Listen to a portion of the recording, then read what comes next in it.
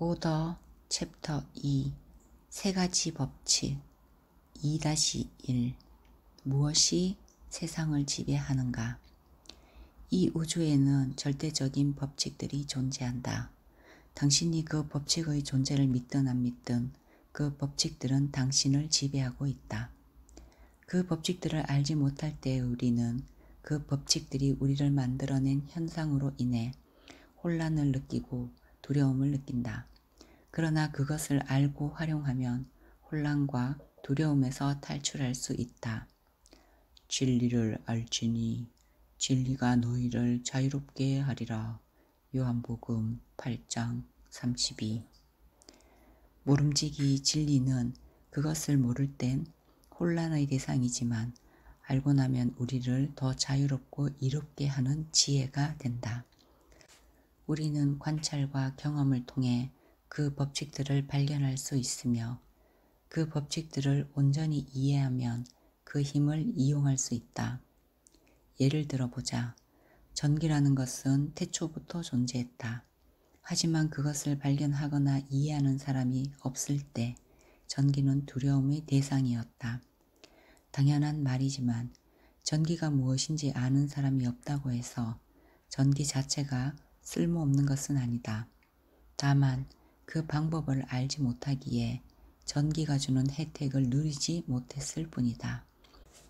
시간이 흐르며 여러 과학자들이 전기를 연구했고 여러 실험들을 통해 전기가 가진 속성과 법칙들을 깨닫게 된다. 그렇게 인류는 전기를 실생활에 사용할 수 있게 되었다. 이 우주에는 여러 가지 법칙들이 정말 많다. 그중 영, 혼, 육으로 이루어진 인간을 지배하는 법칙은 세 가지이다. 1. 영의 법칙, 단일성. 2. 생각, 혼의 법칙, 대립성. 3. 감정, 육의 법칙, 공명. 위 세 가지 법칙은 인간의 삶에 영향을 미치는 정도에 있어 동일한 중요성을 가진다. 그러니 영의 창조력을 활용해 현실을 바꾸기 위해서는 세 가지 법칙 모두를 활용할 필요가 있다. 자, 그럼 하나씩 알아보자. 영의 법칙, 단일성. 창조와 함께 단일성은 영이 가진 독특한 특성 중 하나다. 이 세상은 신이라 불리는 거대한 힘으로부터 시작되었으며 그로 인해 나를 포함한 이 세상의 모든 존재는 서로 영향을 주고받는 하나의 유기체로 연결되어 있다. 단일성은 이러한 영의 연결을 가리킨다. 사실 깨달음을 추구하는 모든 종교들은 모두 이 단일성을 이루기 위해 존재한다. 흔한 영가들과 신비가들도 우리의 영은 모두 하나라고 말하곤 한다. 이들은 나와 네가 하나라는 것, 나와 신이 하나라는 것, 그리고 나와 우주 만물이 결국 하나라는 것을 주장한다. 우리가 만약 비유와 상징 혹은 찰나의 경험을 통해 이에 대한 깨달음을 얻으면 그때부터 우리는 하나의 유기체로 존재하는 영의 힘을 이용할 수 있게 된다. 단일성은 이러한 법칙을 깨달은 존재가 영의 힘을 활용하는 것 자체를 가리키기도 한다. 나라는 존재를 이루는 영 또한 신이라고 불리는 거대한 힘의 일원이라는 것을 깨달았을 때 우리는 그것을 활용하는 자격을 얻게 된다. 우리가 하나라는 논리는 어떻게 설명할 수 있을까? 비유를 통해 이해해보자. 이 지구에는 거대한 바다가 있다. 지구 차원에서 볼 때 그 거대한 바다는 하나이다. 그 바다에는 파도가 친다. 파도가 칠 때마다 물방울이 공중으로 흩어진다. 그때 파도로부터 나온 물방울은 독립된 객체가 되어 잠시 공중에 떠 있게 된다. 그리고 다시 바닷속으로 들어간다. 현재의 생을 파도의 물방울이라고 생각해보자. 거대한 힘의 흐름 속에서 우리는 파도가 치듯 아주 찰나의 시간을 날아는 독립된 객체로 살아간다. 우주의 시간 속에서 인간의 80년은 찰나에 불과한 시간이다. 그 독립된 객체로서의 시간이 끝나면 우리는 다시 거대한 힘으로 돌아가 전체의 일부가 된다. 영에 대한 이야기 중 가장 감명 깊게 읽은 것은 경전이 아니라 한 편의 소설이다. 바로 앤디 위어가 2009년에 발표한 단편소설 더 에그다. 소설의 내용을 간단하게 요약해보면 다음과 같다.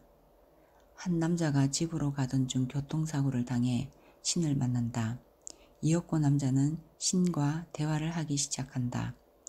자신은 이제 어떻게 되느냐는 남자의 질문에 신은 기원 후 540년 중국 소장농의 딸로 다시 태어날 것이라고 말한다. 그 말을 들은 남자는 깜짝 놀란다. 신은 남자에게 당신은 이미 수많은 생을 경험했다고 말해준다. 남자는 신에게 그 모든 것이 무슨 의미가 있냐고 묻는다. 신은 그 모든 것은 당신을 성숙시키기 위함이라고 대답한다. 남자는 인류의 성숙이냐고 다시 묻는다. 하지만 신은 인류는 없고 이 세계에는 오직 당신과 나만이 존재한다는 충격적인 대답을 해준다. 남자는 지구상의 모든 역사에 등장하는 모든 사람으로 환생하고 그들의 삶을 경험하고 있는 중이다. 그러고 나선 신이 말한다. 그 모든 경험들을 다 하고 나면 당신도 나와 같은 존재가 될 것이라고. 이 단편 소설은 온라인에 전체 공개되어 있으니 꼭 한번 읽어보길 바란다. 환생을 믿느냐 안 믿느냐 여부는 아무 상관없다. 중요한 것은 바로 내 영의 속성을 자각하는 것이다. 영은 왜 경험을 추구하는 것일까? 위 이야기는 이러한 질문에 대한 답을 해준다.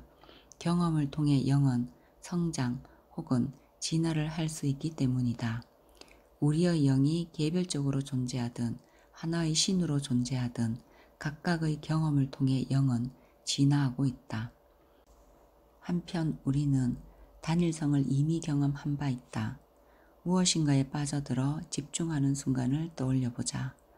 예를 들어 당신이 그림을 그리느라 집중하고 있다고 하자.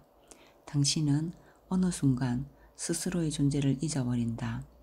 그럴 때 당신은 그림과 하나가 된다. 이를 불교에서는 삼매라고 부르는데 이는 산스크리트어 사마디에서 나온 말로 흔히 삼매경에 빠졌다고 할 때의 그 삼매이다.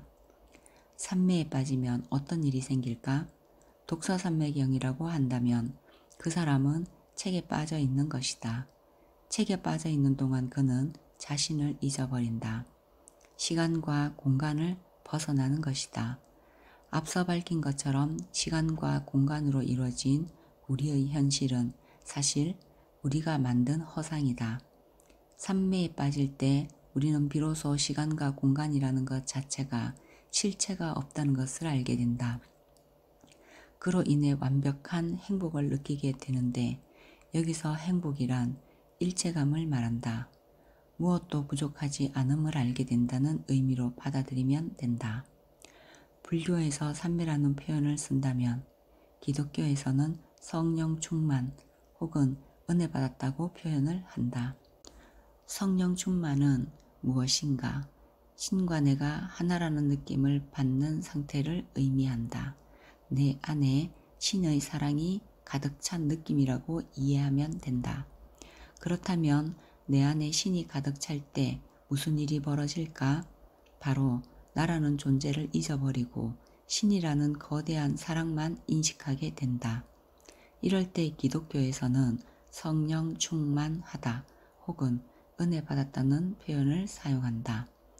종교 외적으로 단일성을 느끼는 순간은 누군가와 사랑에 빠졌을 때이다.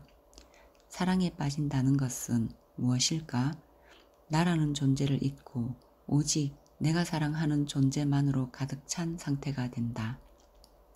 사랑에 빠진 사람들에게 이 세상은 완벽해 보인다. 사랑하는 존재가 있다는 것만으로 그들은 구원을 받았다고 느낀다. 단일성은 우리의 영이 갈망하는 최종적인 목표이다. 그것은 영의 법칙이기에 오로지 영적 자각 혹은 영적 의식을 통해서만 도달할 수 있다. 이를 놓치고 다른 방식으로 도달하려 할 때 사람은 좌절하게 되기도 한다. 그렇다면 우리가 이러한 단일성을 놓치게 만드는 원인은 무엇일까? 바로 두 번째 생각의 법칙인 대립성이다. 2-3 생각의 법칙 대립성. 생각의 법칙인 대립성은 어떠한 가치와 그에 반대되는 가치 사이에서 현실을 인식하는 우리의 사고방식을 가리킨다. 이는 영의 세계에는 없는 이 세상만의 독특한 개념이자 경험이라는 게 오로지 이 세상에서만 가능한 이유이기도 하다. 예를 들어 우리가 빛이라는 개념을 알기 위해서는 어둠의 개념을 알아야 한다. 건강이라는 개념을 알고 경험하기 위해서는 병약이라는 개념이 필요하다. 부라는 개념을 알기 위해서는 가난이라는 개념이 필요하다. 행복하다는 것을 경험하기 위해서는 불행이라는 것을 알아야 한다. 이처럼 이 세상의 모든 가치와 우리의 모든 생각은 대립되는 두 개념 위에 존재한다. 대립성에 따라 서로 반대되는 가치들은 모두 풍요와 결핍이라는 하나의 기준으로 구분할 수 있다. 풍요는 인간의 생존이라는 관점에서 우리가 추구하는 방향이고 결핍은 우리에게 문제가 되는 방향이다. 불안은 풍요 상태가 있다. 가난이라는 결핍 상태가 있다. 건강이라는 풍요 상태가 있다. 병약이라는 결핍 상태가 있다. 사랑이라는 풍요 상태가 있다. 증오라는 결핍 상태가 있다. 행복이라는 풍요 상태가 있다. 불행이라는 결핍 상태가 있다. 이처럼 우리의 생각은 자신의 생존이라는 관점에서 호화 불호를 나누고 선한 것과 악한 것을 판단한다. 그렇기에 삶에 대한 욕망을 갖는다. 구약 성경에는 아담과 하와가 선악과를 따먹고 에덴 동산에서 추방당하는 이야기가 나온다. 최초의 인류인 아담과 하와는 신과 같아질 수 있다는 뱀의 꼬임에 넘어가 선악과를 먹었고 선과 악을 구분하게 되니 신의 노여움을 샀다. 여기서 선과 악을 구분하게 됐다는 말은 흔히 무엇이 선한 것이고 무엇이 악한 것인지를 알게 됐다는 의미로 해석된다. 그러나 대립성의 관점에서 이 구절의 의미는 어떠한 대상을 선한 것과 악한 것으로 구분짓기 시작했다고 볼 수 있다. 신의 형상대로 만들어져 영의 성질만 갖고 있던 인간이 대립성을 인식하여 영의 성질에서 멀어진 것이다. 우리의 생각은 결핍에 집중하는 특성이 있다. 생존을 위한 걱정에 초점이 맞춰져 있기 때문에 우리는 늘 불안하다.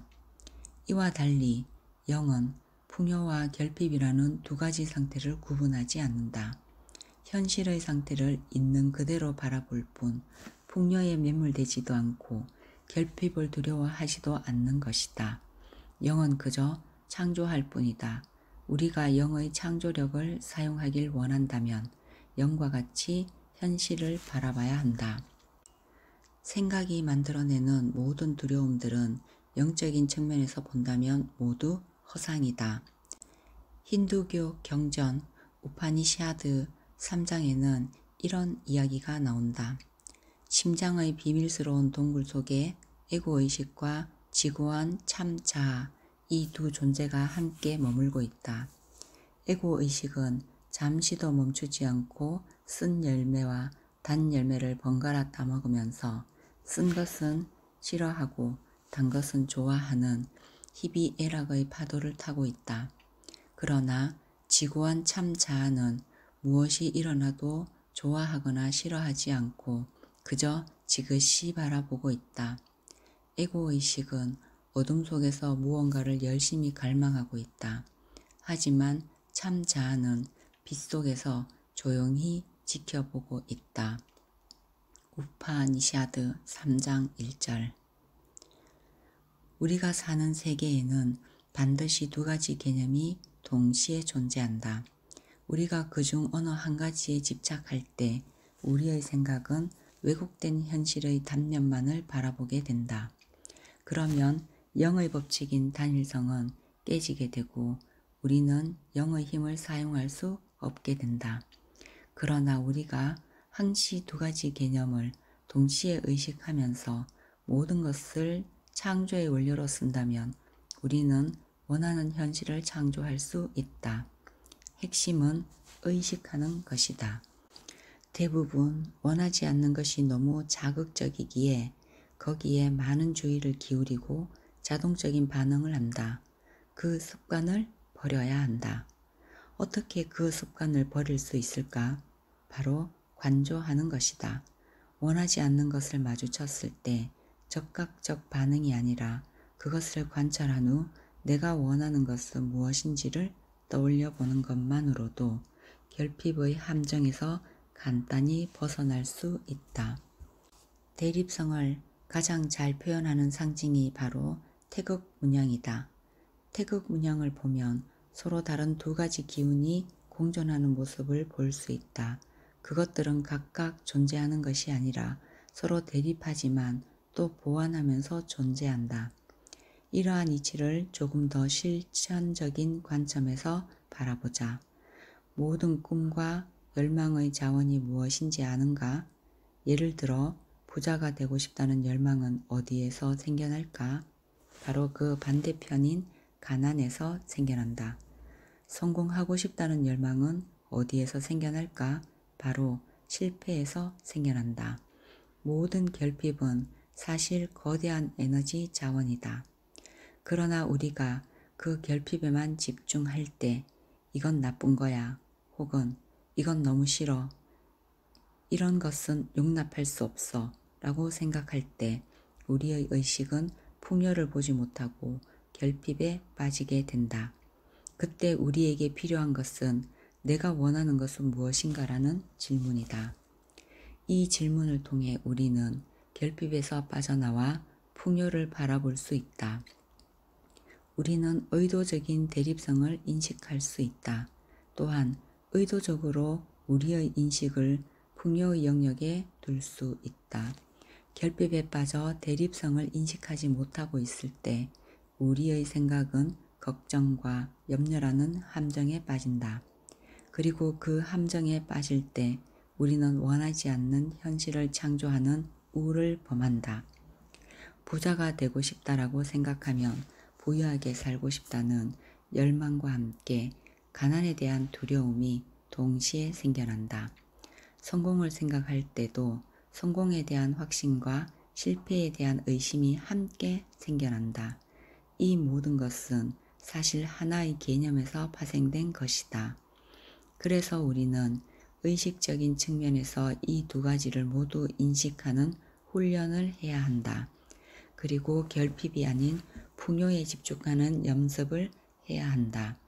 결핍을 인식할 때마다 그래, 내가 진정으로 원하는 건 뭐지? 라는 질문을 통해 나의 의식을 풍요에 가져다 두어야 한다.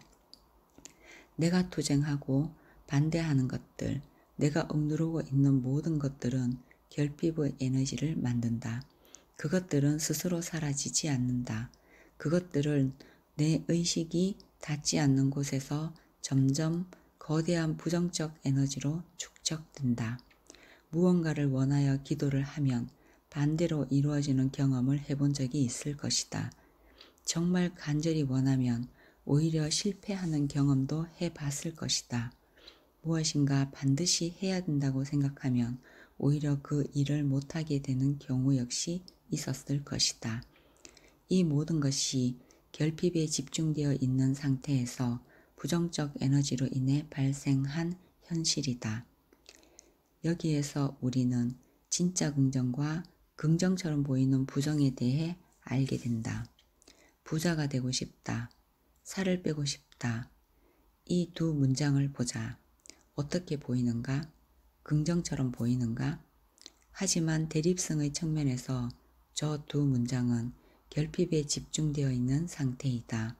부자가 되고 싶다고 말하는 순간 나는 지금 부자가 아니라는 자각이 함께 생겨나기 때문이다. 만약 이것이 현실로 이루어진다면 어떤 현실일지 생각해보자. 부자가 되고 싶어지는 현실일 것이다. 살을 빼고 싶다는 말도 마찬가지다. 살이라는 것에 집중하고 있기 때문에 결코 성공할 수 없다. 애초에 내가 집중하고 있는 영역이 결핍의 영역에 들어 있는 것이다. 살이 너무 많이 쪘어라는 결핍을 인식했다면 다음과 같이 질문을 해야 한다. 내가 진정으로 원하는 것은 뭐지? 그러면 우선은 살을 빼고 싶어 라는 결핍에서 기반한 답변이 나올 수 있다. 이때 다시 한번 그 질문을 가지고 풍요의 측면에서 생각해 보라. 그러면 다음과 같은 생각을 할 수 있다. 건강하고 아름다운 몸을 가지고 싶어.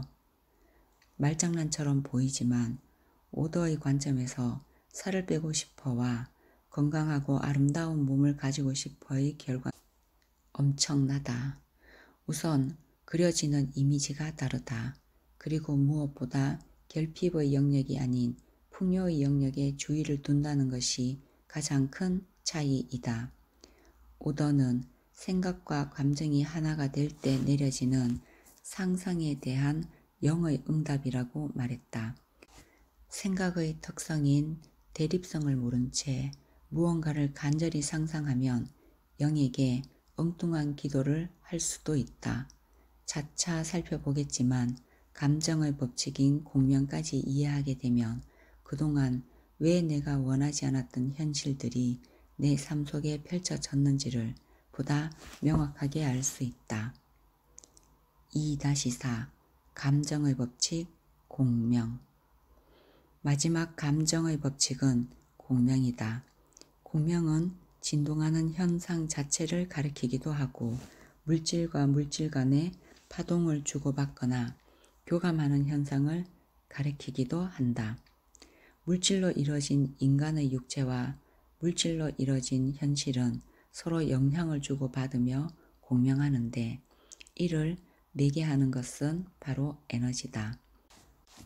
우리는 자신의 육체를 에너지로 변환시켜 현실에 영향을 줄 수도 있고 반대로 현실의 에너지에 영향을 받아 변화할 수도 있다. 이때 그 에너지는 감정의 형태로 발산된다. 천재과학자 아인슈타인은 질량과 에너지가 서로 변환 가능하다는 것을 증명했다. 우리가 익히 들은 바 있는 과학 공식 E = mc 제곱이 이러한 관계를 나타내는데 E는 에너지를 뜻하며 m은 질량, c는 빛의 속도를 뜻한다. 에너지라 하면 흔히 빛과 열, 전자기파 같은 것들을 떠올릴 수 있다. 이들의 공통점은 높은 주파수로 진동하고 있다는 것이다. 그런데 사실 물질 또한 에너지처럼 진동하고 있다는 걸 알고 있는가? 에너지에 비해서는 무척 낮지만 물질 또한 나름의 주파수를 갖고 진동하고 있다. 세슘 133원자는 초당 91억 9263만 1770번 진동하는데 이는 과학계에서 1초를 정의하는 기준이 되기도 한다. 이러한 사실들은 이 우주에 존재하는 모든 것들이 고유의 진동 주파수를 지니고 있다는 점을 말해준다. 또한 모든 주파수에는 그것을 발산하는 대상의 정보가 담겨 있다. 우리의 뇌는 전자기장인 뇌파를 방출한다. 비록 눈에 보이지는 않지만 이 뇌파 안에는 많은 정보가 담겨 있다. 그리고 우리의 심장은 뇌보다 5000배나 강력한 자기장을 방출한다. 혈압파라고 불리는 이 파동은 우리가 흔히 아는 맥박과 함께 울리지만 맥박과 별개로 울리는 파동이다. 혈압파는 맥박과 마찬가지로 심장에서 온몸으로 구석구석 퍼지는데 이는 몸 전체를 감쌀 뿐 아니라 멀리서도 자기계라는 탐지기를 통해 측정이 가능하다. 이 혈압파에는 우리가 느끼는 감정이 담겨 있다. 혈압파를 통한 감정의 전달은 육체의 현실에 에너지를 전달하는 가장 큰 통로이기도 하다. 축복, 자유, 사랑, 기쁨, 감탄, 감사와 같은 감정은 높은 주파수를 가지고 있어 우리에게 상쾌하고 가벼운 느낌을 전달한다. 반대로 고통, 괴로움, 수치심, 죄책감, 두려움, 분노와 같은 감정은 낮은 주파수를 가져 우리에게 답답하고 무거운 느낌을 전달한다. 그 이유는 밝은 감정의 경우 육체의 주파수와 현실의 주파수가 조화롭게 공명할 때 발생하고 어두운 감정의 경우 육체의 주파수와 현실의 주파수가 어긋나 공명이 이루어지지 않을 때 발명하기 때문이다. 두 종류의 감정은 확연히 다른 주파수를 보내기에 같은 공간에 다른 종류의 주파수를 가진 사람이 있으면 자연스럽게 감지할 수 있다. 공명의 핵심은 비슷한 주파수를 가진 사람과 비슷한 주파수를 가진 현실을 끌어들인다는 점이다. 또 서로 다른 주파수를 발산하는 사람, 서로 다른 주파수를 발산하는 현실은 멀어지게 한다. 고로 이 법칙은 세간에서 끌어당김의 법칙 혹은 유인력의 법칙이라고도 불린다. 예를 들어 매우 화가 난 그러나 티를 내지 않는 사람이 방문을 열고 들어온다고 가정해보자. 그가 아무런 말을 하지 않아도 주변 사람들은 그의 감정을 느낄 수 있다. 즐거운 감정을 가지고 있던 사람들은 점차 그와 함께 있는 자리를 피하게 된다. 현실의 주파수 또한 마찬가지다. 밝고 높은 주파수를 발산하는 사람에게는 동일하게 밝고 높은 주파수를 가진 현실이 끌려온다. 반대로 어둡고 낮은 주파수를 발산하는 사람에게는 동일하게 어둡고 낮은 주파수를 가진 현실이 끌려온다. 혹은 더 큰 에너지를 가진 사람의 주파수가 더 작은 에너지를 가진 사람의 주파수를 변화시키기도 한다. 약간 언짢은 일이 있다가도 높은 주파수의 에너지를 뿌리는 사람을 만나면 언짢음은 사라져버리고 상쾌한 기분을 느낄 수 있게 된다. 혹은 기분 좋은 상태였다가도 더 강하면서 낮은 주파수의 에너지를 발산하는 사람이 주변에 오면 다 같이 무겁고 우울한 감정을 느끼게 된다. 우리가 무언가에 대해 생각하고 감정을 느낄 때 그것들은 우리 몸의 다양한 파동을 통해 방출된다. 그리고 그 파동 안에 담긴 주파수, 즉 정보는 주변에 영향을 미쳐 새로운 현실을 만들어낸다. 그렇게 만들어진 현실들이 내 눈앞에 펼쳐지고 있는 것이다. 항상 기뻐하라. 쉬지 말고 감사하라. 범사에 감사하라. 데살로니가 전서 5장 16절에서 18절. 그러므로 내가 너희에게 이르노니 목숨을 위하여 무엇을 먹을까 무엇을 마실까 염려하지 말고 몸을 위하여 무엇을 입을까 염려하지 말라. 마태복음 6장 25절. 우리는 깨어있는 동안 수많은 생각을 하고 감정을 느낀다. 그리고 그 생각과 감정은 계속해서 우리 주변의 현실을 만들어 간다. 우리는 현실을 통제할 수 없지만 생각과 감정을 통제할 수는 있다. 어떠한 생각을 할지 결정할 수 있다. 어떠한 감정을 느낄지 결정할 수 있다. 이는 내가 나의 현실을 결정할 수 있다는 말과 동일하다. 생각은 좌표이다. 우리는 생각을 통해 무엇을 창조할지 결정할 수 있다. 당신이 어떤 것을 생각한다는 것은 당신의 영이 그것을 바라본다는 것을 의미한다. 감정은 창조의 에너지다. 생각을 통해 입력한 좌표에 영의 창조력을 발산시키기 위해서는 고양된 감정, 즉 높은 주파수의 에너지가 필요하다. 만약 당신이 세운 목표에 생각을 집중하더라도 감정의 주파수가 낮은 상태라면 목표를 이룰 수 없다. 생각을 통해 좌표를 맞추고 높은 주파수의 감정으로 영의 창조력을 발산시키는 상태, 이를 상상이라고 한다. 즉, 우리는 상상을 통해 원하는 목표를 현실화할 수 있다. 상상은 무엇이든 자유로운 영의 영역에서 이루어지는 행위이다. 지금 바로 내가 원하는 것이 이루어진 상태로 들어가게 되는 것이다. 그렇기에 상상은 직접 체험하는 것과 다를 바 없이 진행된다. 상상을 하면 나의 목표와 바람이 이루어진 현실이 펼쳐진다. 그로 인해 나의 영은 일시적으로 우주와 하나가 되는 단일성을 이룬다. 이때 영의 창조력이 발휘되어 아직은 내 목표가 이루어지지 않은 실제 현실에 영향을 미치게 된다.